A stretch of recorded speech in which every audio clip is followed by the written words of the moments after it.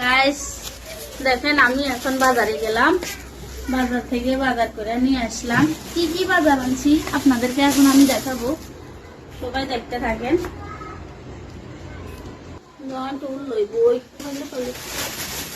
এখন বাজার করে নিয়ে এলাম, আর কি কি বাজার করছে আপনাদেরকে দেখাবো আমি।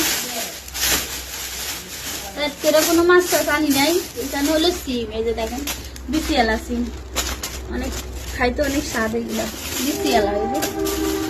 সিম নিয়ে আসলাম। হ্যাঁ, তারপরে নিয়ে আসলাম অনেকদিন পরে আমার ঘরে বেগুন কিনা হয় না, আজকে অনেক সুন্দর সুন্দর বেগুন কিনে আনলাম। এই বেড়া একটা বেগুন পোকা দিয়ে দিছে।